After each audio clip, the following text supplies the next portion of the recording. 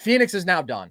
And to call this a disappointment would be an understatement. We both picked them to lose in this series, but to lose this convincingly is really, really rough. And preseason expectations certainly were that this team, with Kevin Durant and Devin Booker having added Bradley Beal, would not be a first-round exit, much less in a sweep. So where do they go from here? That's a great question, man. You got to put all your chips in on these three guys. That's my takeaway for Phoenix. I mean, you're really left with no options. It is, you have these 2 years of these guys. You don't have many picks for the future. Like, I think you go all in on this window that you got right now because there's no real other options unless you see if people can take these contracts. But I don't really think that's on the table. I think you try to find complementary defensive pieces. Like, that was – and Phoenix couldn't defend. And it wasn't just that they didn't have the personnel to hang with these guys because they didn't, but it was also just structural, like decision-making, where these guys were positionally. Like, late in this game, there was a possession where Eric Gordon is the help side guy on Anthony Edwards, and he's sitting in the paint. And Anthony Edwards doesn't even drive the lane. He swings it around the top of the key. They swing it 3 times all the way to the corner to Jaden McDaniels. Gordon still doesn't close out on him. Like, to me, I think his team has to buy in on the defensive end. They just need competent defenders to play alongside these guys, long, rangy guys who are impactful, and they need an identity. They just can't win defensively, man, and that's going to kill them against any team. Like, I'm not really optimistic. I'm going to be straight up. Like, I'm not optimistic in any way that the Suns are going to be able to find these assets and to tool something together to make a competitive roster. Borderline with how good the Nuggets are, how good Minnesota is, and the fact that they're ascending because Anthony Edwards is getting better. Oklahoma City, is the top of the West, and they're only getting better. Like, I don't really think Phoenix has a championship window. But that being said, no, you have to just linger there because of your situation and hope that something breaks your way. You know what I mean? You have to just be there. And you go in on the next 2 years, man, and then you figure it out. Like, I think you just try to put the best possible roster that you can among these 3 superstars. I don't think anybody is chomping at the bit to trade for Bradley Beal. No. And if you try to deal away KD and Book, it's like, well, you're giving away your franchise cornerstone, and then you're just trying to recoup value on a guy that you gave up a ton of assets for. It's really a lose-lose situation for Phoenix, and I don't really see a bright light. The scenario that I see for Phoenix is Kevin Durant leaves when his contract is up, and you're stuck with Book and Beal trying to figure these things out, man. I don't really have a ton of positives to take away for Phoenix other than the fact that you got 2 years to try and retool and try to put the best roster together. Unfortunately, I think the best possible roster that you can build with your current cap situation and draft asset situation just pales in comparison to Minnesota, to Oklahoma City, to Denver. I just don't think Phoenix is going to be able to build a competitive roster around these guys, and that's really sad. Like, they have really screwed the pooch here, man. I think Phoenix is going to be in the dredges for the next decade, for the next potential. I don't know. I don't know how they get out of this pit, man. I think they have dug themselves into one of the worst situations in all of basketball. They're fucked, dude. Like, there is no maneuverability here. There just isn't. You have no cap. You have no assets in terms of draft picks. You can't just add long, rangy wings who can shoot alongside your guys. Like, yeah, that'd be great. They would have done it. That's the reason that they have these incomplete role players. Like Royce O'Neal, there's a solid move, right? But obviously he's not a significant, consistent impact player offensively. And then you have the offensive dynamism of a Grayson Allen, who obviously gets hurt in this series. But like, geez, these guys as your 4th, 5th best players, they're just not cutting it. It was such a glaring issue throughout this series because the stars really struggled. But this is a night where, again, your 2 superstars play out of their minds.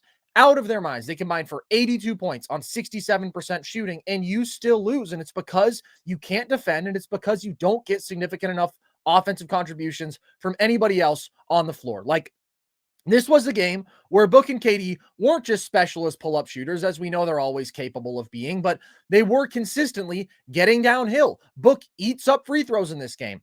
KD is aggressive, attacking the basket. He gets a great look at the rim off a cut, as I mentioned earlier, actually gets by Rudy Gobert on a switch for once. Like, they were checking all those boxes offensively. And by the way, playing small ball was pretty crucial to doing that. I thought that they were clearly just a better basketball team without Nurkic on the floor because you have such cleaner driving lanes, right? You don't just have Rudy Gobert constantly looming, waiting to blow up every attempt.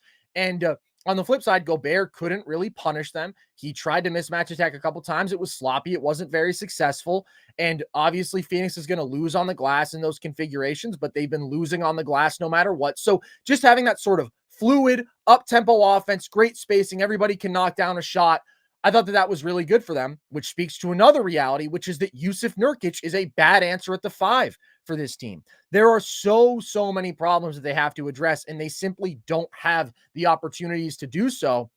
And Bradley Beal was a disaster in this game, and ultimately is just such a devastating allocation of $50 million in cap. And we've talked about this, how they didn't have good options. They had to move CP for some other big contract, but man, that is one that I think you would go and you would take back and you would just say, you know what, CP3, you may be way over the hill. Let's just ride it out a year with you so we don't commit to 3 years of Bradley Beal, because committing to 3 years of Bradley Beal is a disaster. This game, he's missing looks around the rim. He has 6 turnovers. He's ultimately basically unplayable. So the question is just, how do you proceed? Because I don't know how you run it back with this big 3, man. There's too many redundancies. There's too clearly this tendency to just play ISO ball, tough bucket getter, go do your thing, tough bucket getter, go do your thing. The lack of volume 3-point shooting. Apparently, Frank Vogel told this team that he wants them to shoot 43s. That's hilarious. The lack of rim pressure, which was improved in this game, but we saw the lack of quickness from KD and Book, and just getting bottled up at the point of attack by these elite Minnesota perimeter defenders. And then the fact that when these 3 guys are core members of your starting 5, especially with Nurk holding down center, you cannot construct a very good team defense. It's just not possible. But then you're right. Nobody is trading for Bradley Beal. Nobody. Like, you would have to attach assets to that you just don't have. It is such a negative contract. Honestly, I would probably trade Kevin Durant, because Book is the guy you're going to get the most significant haul for. I just don't know how you do that to your fan base. They love Book. I don't know how you say, we're going to trade away our 27-year-old superstar who is equally good to Kevin Durant. Those guys, to me, are the 11th and 12th best players in the league, probably. Maybe Anna's climbing up that list and surpass them, but whatever. They're both top 15 players. I don't think either of them are top 10 players right now. We're going to move off of our homegrown superstar to prioritize this 35-year-old Kevin Durant, who, frankly, nobody really likes. But more than that, it's just obviously he is declining. Book may not be actively ascending anymore, but he is still going to be firmly at this peak for several more years. I just don't think you can gut your fan base like that, because they have no attachment to KD in the way that they do to Devin Booker. And I would just rather have Devin Booker long-term regardless than Kevin Durant for a couple years, when I do think that they are on the same level as basketball players right now. And I still think you can get some legit assets for KD.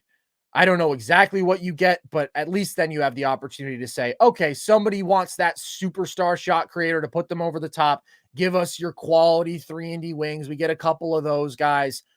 They have to do something. They can't stand pat, because this current roster is just so far away. And look, I don't like at all taking Kevin Durant out of the equation or Devin Booker and placing more offensive responsibility on Bradley Beal. But I do think Bradley Beal is still a really good offensive player. I think he just had a really bad game here. And obviously his role and volume was reduced this year. But if you put a core out there with Book or KD and Beal, and then legitimately really good point of attack defense and spot up shooting on the wings, I don't know what you do with Nurk, because he's just not good, man. Oh, he's a good connective passer. He's a good offensive rebounder. Yippee. He's slow-footed. He really struggles to defend in space. He can't protect the rim. He's a non-floor spacer and a non-vertical spacer. I don't want that guy on my team, and they're paying him $18 million for a couple more years. But I think you have to do something decisive here. Even though KD and Book are the only really good thing about your team right now, it's clearly not enough, and moving off of Beal is just not an option. If it were, that would obviously be the choice, but that's not going to happen. Yeah, and You're not going to move off D-Book. I think that would gut the fans. I think that would. There would be like no reason for fans to come out anymore, man, and support the team. It's like he's the one thing that Phoenix does have. And the hard part about trading Kevin Durant is the fact that the front office would just have to admit we made a mistake. I Yeah. mean, you're talking about trading for 3-and-D wings and to get future assets, and it's like, are you going to get back a haul that's as good as Mikal Bridges, Cam Johnson, and a bunch of firsts? True. No, you're not. You're And not. so that's what sucks is that the front office is going to have to either bite the bullet and get the better team by clearing up cap space and moving off of one of these superstars and lose value on the trade that they made for Kevin Durant and Mhm. put your hand up and admit we made a mistake. Or you run it back with these guys, you try to find as many minimum contract role players as you can, and ultimately you're likely going to meet the same fate, Yeah. or you're going to get bounced in the second round. There is no championship ceiling. The important part is that you're moving forward to build the best team around Devin Booker, because I think that Devin Booker has an emotional attachment to the city. I think the city has an emotional attachment to him. I think he wants to be here. I think he loves the city. The city loves him. He's your guy, and you got to make the best decisions in the best winning situation for him, man. They're going to lose value if they do that, though, 100%. And Yeah. it's a big gut punch, but you got to do something to clear up some money and to make this team better, man. Because if you run this back, I agree, man. It's a best case scenario. You eke out a first round series and then get bounced by a real, actual contender in round 2. That's your ceiling. That can't be your ceiling when you have no future. You know what I mean? So that's just a reality for Phoenix. And said it well, man. They're fucked. Phoenix is fucked, Yeah. man. Deal They with it. are. I did not envision this at all at the start of the season, man. I thought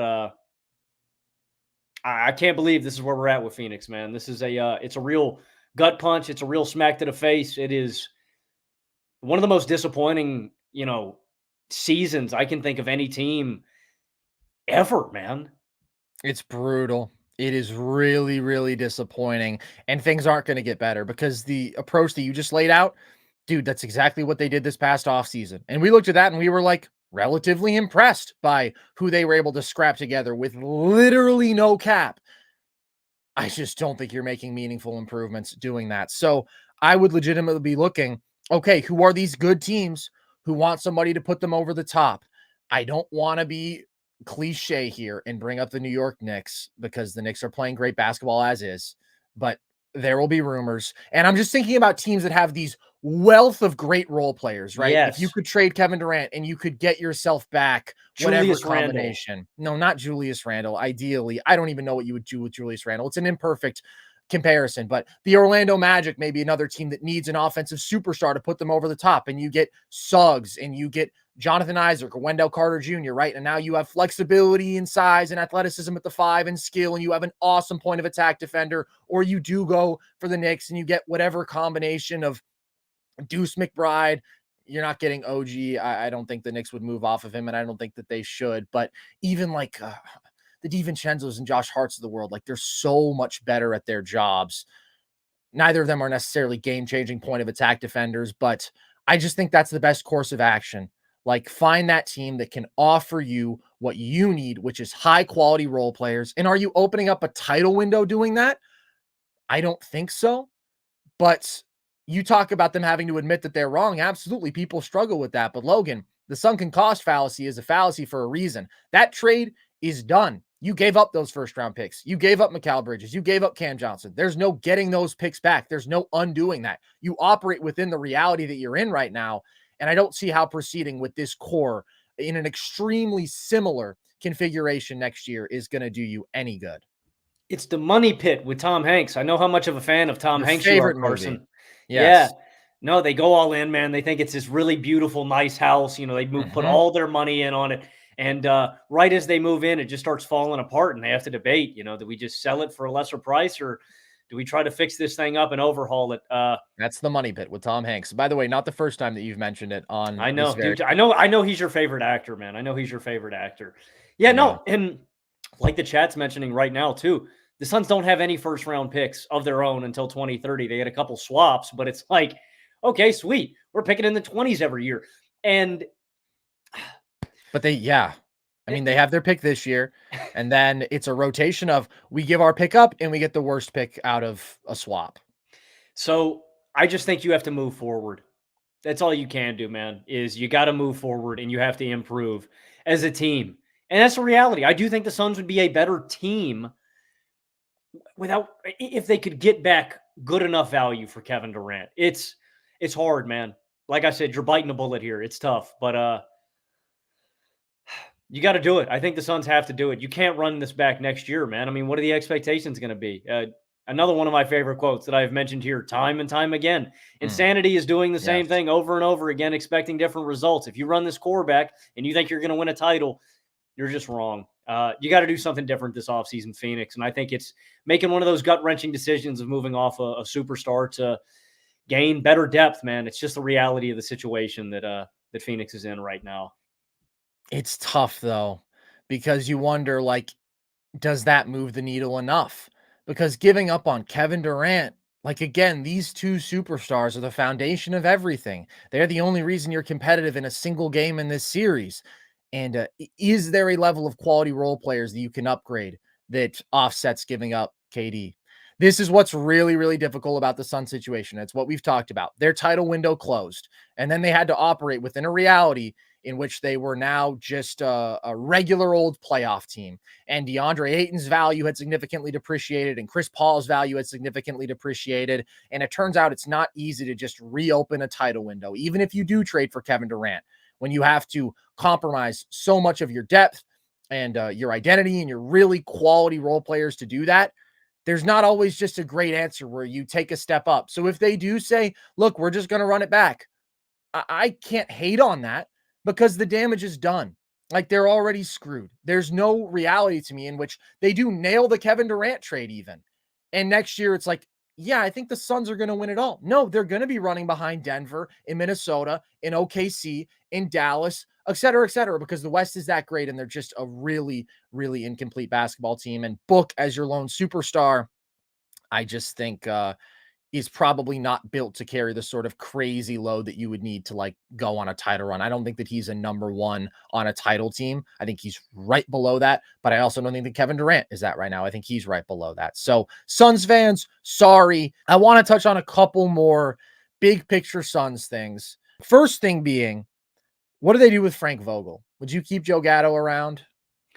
I'd keep Frank. I don't really know if there's a point in firing him, and I don't really think it's his fault that the Suns are where they are. One, I think this is a really hard team to coach. Like, you've got three superstars. They're going to kind of, they're set in their ways and they're going to kind of do whatever they want anyway. And then you don't really have personnel around them to coach. Like, a lot of these guys are older and they are set in their ways as role players. Like, Vogel's a defensive minded coach. And I think that he can coach up guys that want to play defense and that know how to play defense and that are impactful there, but you don't have the personnel around him. And it's kind of like the Bucks thing, like you mentioned, the instability. I just think it's another bad look if you just ship another guy off. Hey, let's get another new guy. Let's see if it works. I think the best thing is to hold on to him, see what pieces you can add that he can actually coach up, and try to run it back. I mean, like we said earlier, if you missed it, conclusion is the Suns are screwed either way, but I think it'd be a misstep if they fired Vogel. I think it's kind of a pointless move. I don't think you're going to find a better head coach, and Vogel's experienced. I trust him. I don't really put any of this on Vogel. Man, I don't really know what he could have done differently to get a different outcome. I think this was going to be the Suns' fate regardless. Provide more offensive structure would really be the key thing to me. And Can there's you not a lot of coaches who are going to, sit there and say, all right, Kevin Durant, Devin Booker, Bradley Beal, if we can lump him into that same category, here's what we're going to do. But the lack of direction and a clear offensive process is pretty apparent. And that's never been Vogel's strength as a coach. But I agree. I think ultimately this is a roster composition thing. This falls on the players more than anybody else. And generally something has to go really wrong to fire head coach after 1 year. You got to do like a Jim Beeline where you're being racist to your players and you're losing every game on top of that. It takes a special kind of guy. Jim Boylan got a second year, Logan, with the Chicago Bulls. Like, it's crazy to get fired in year one. which is why it was crazy to fire Adrian Griffin, even though he wasn't doing a good job. Last thing, how does this affect KD's legacy? It's a bad look. It's a really bad look for KD. Mm-hmm.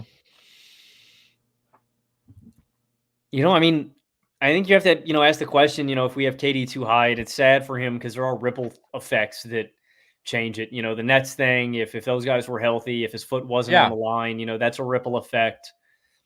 KD's one of the handful of the greatest scorers in NBA history. That's undoubtable, But I think when you think about him in terms of winning impact, that's kind of what you think about. He's not an elite playmaker. He's not a super imposing physically guy that can get downhill at this point in his career. Like post prime KD is a different player that maybe doesn't affect winning in as many ways. But I also think this is a tough situation to evaluate because I don't think it's complementary to Kevin Durant. And that's a part of his legacy is building these super teams that don't fit together Mm-hmm. like a LeBron, and I think that's a fundamental thing. I was talking about this with one of my roommates the other day is I think superstar players have an issue with roster construction, how they think about the game. They want to play with really skilled buckets and skilled players. And LeBron trades for Russell Westbrook.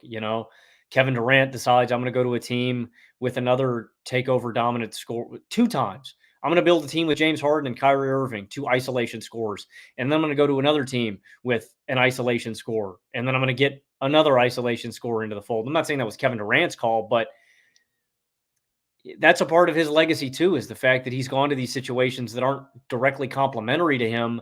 They don't fit well team wise, but are just nasty hoopers. And that's a part of his legacy too. I'm not drawing big picture things. I'm not particularly high on Kevin Durant's all-time stature. It's not like I don't think he's a top 10 guy. So I don't think No. this really Okay. affects how I think about KD, but I think you should think about his roster construction. I think you should think about the other things and how he impacts the game in winning fashion.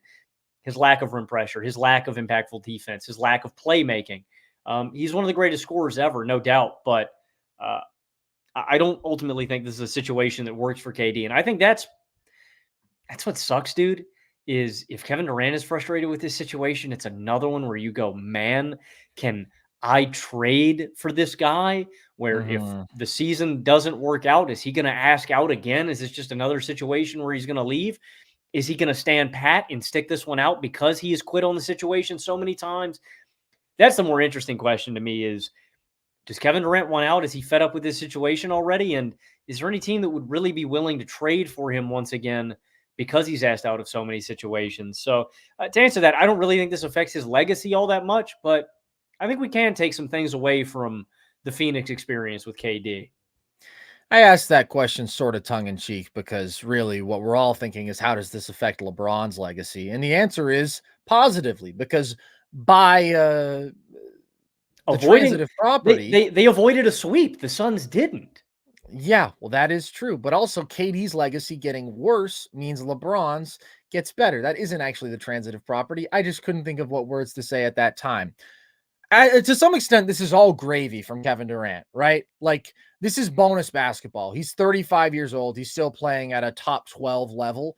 That's not normal. That's especially not normal post Achilles tear, which historically has been the most devastating injury that a basketball player could sustain. Now, we've gotten better and better in terms of medicine helping these guys recover, but to return to a superstar level is incredible. To have some of his most efficient seasons while maintaining this ridiculous volume is incredible. To defend at the level even that he has in stretches post Achilles tear has been super impressive. But what I think has become increasingly clear is the gap between him and, say, a Steph Curry. The ultimate reality that KD is an incredible basketball player, one of the 15 best players that we have ever seen in the history of this game, in my opinion, and one of the handful of greatest scorers ever, as you say, just truly an unstoppable on-ball skill set when he's going, and still a very valuable off-ball player because of his pure shooting ability. But ultimately, the totality of the offensive impact of a Steph Curry, factoring in his off-ball weight, which is like nothing we've ever seen, and his playmaking edge, like that dude is going to more consistently drive a dynasty than a Kevin Durant. Like, he is a more overwhelmingly valuable offensive player, and it's really not all that close. And those guys were considered peers. In fact, KD is the guy who gets the 2 finals MVPs because he may rack up the bigger counting stats, but it was consistent throughout the years, right? They still win at an elite clip without Kevin Durant. They win 2 titles without Kevin Durant. They win 1 post Kevin Durant with a team that was really, really playing at a high level that year. But again, the more removed we get from that, the more remarkable it seems to some extent. And there are players right now who have just peaked at a higher level than Kevin Durant. There is a level of unstoppable imposition that you get from Giannis in 2021, from Nikola Jokic at the level that he's playing right now, that I think just surpasses Kevin Durant. And that's not really being revealed right now. I guess that's more just my reflection on KD's legacy, because I don't want to shred the guy personally, but he has clearly made some incorrect decisions in terms of trying to play the GM role, and it hasn't panned out, not understanding what is ultimately most essential to constructing a very effective basketball team. People will always talk about that Nets team and how they had the potential to win the title if they were fully healthy, and I don't totally disagree with that, but like that's the one opportunity. And ultimately, it is just leaving like the most favorable situation in basketball history after joining that, which to some extent was always going to put a cap on how high he could climb in all-time rankings and the view of people in these conversations as well. So it's really impressive that KD is still playing at this high level, but there are just guys who have peaked higher in this era. There are guys who ultimately do more extremely valuable things on the basketball court. And by the way, I also think leadership is a legitimate knock on Kevin Durant. I think that sort of lead by example style doesn't always work. Sometimes your teams need more. They need to be galvanized. And I don't think that he's been able to deliver that in a way that a lot of these other all-time great guys can. And that's ultimately where we end up here. This is not some black mark on KD's legacy. I don't think you can move down in all-time rankings without somebody else passing you up actively. Like I always try to think, okay, if things went totally south from here, like would this person have accomplished enough already to where I would keep them in this spot? And I have KD 13 all time right now, but like Jokic is going to pass him. Giannis should totally pass him. And if you just think about the pure basketball skill set of Kevin Durant, I think you probably would be underwhelmed by the ultimate results of this still undeniably great career. But he wins 2 rings in which he plays at a ridiculous level, but he's ultimately not the driving factor there. And outside of that, you do get a lot of underwhelming results just considering his all-time caliber as a basketball player. So that's my take on KD.